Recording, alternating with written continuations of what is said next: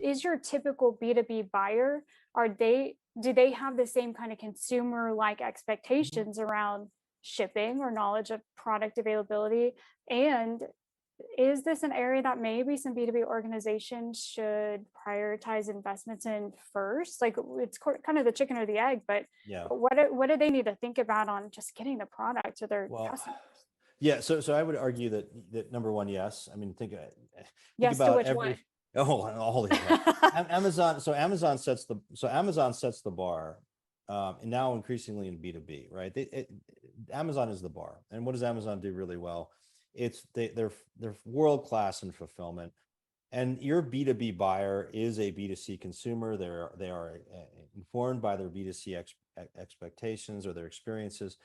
And so they expect the same from you. And from a fulfillment perspective, there is no tolerance for, not ordering something that's not in stock, or, not being able to see visibility in the whole delivery process.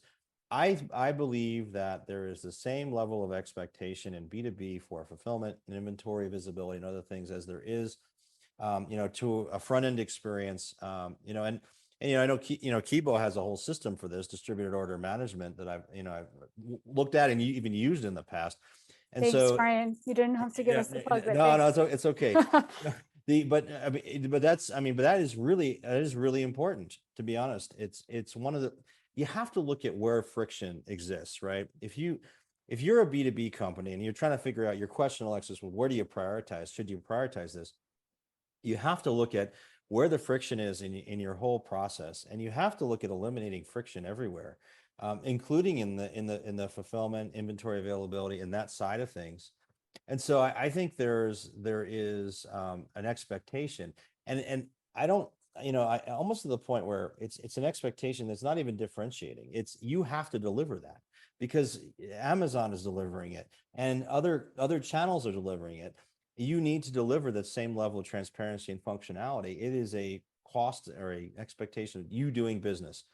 So, but where should you start, right? Your question is, where do you prioritize? I think you have to look at where the friction is, where the most friction is. You could start, potentially with, solving some of the fulfillment and distributed order management challenges you may have, because, distributors, for example, have used for years the availability of product as a differentiator.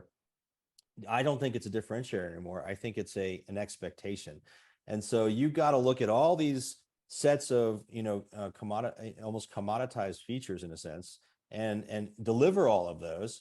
But then you need to differentiate, and getting back to our composable discussion, you've got to differentiate based on the digital experience that can go to the next level. And if you're a distributor, that means, how do I deliver something which is unique, and conveys my knowledge of the product and conveys my knowledge of how you use that product in your business, in your application. If I'm a manufacturer, I'm delivering similar types of things about, why is my product different and how's it going to solve your pain point?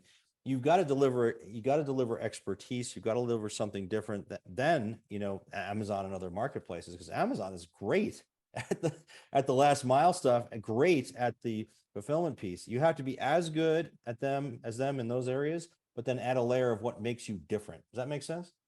Yeah, it makes sense. And I think I might actually argue, not for all B2B, but for a good majority of B2B, the customer might actually have stronger expectations in the area of fulfillment, because a lot of these B2B organizations put SLAs on their fulfillment time, right? Oh, for sure. Because what are they depending on? Like if you're selling, lumber to a builder, that's going to set back everything. It's just going to do that whole supply chain knockdown that we've been seeing for the last 2 years, right? And so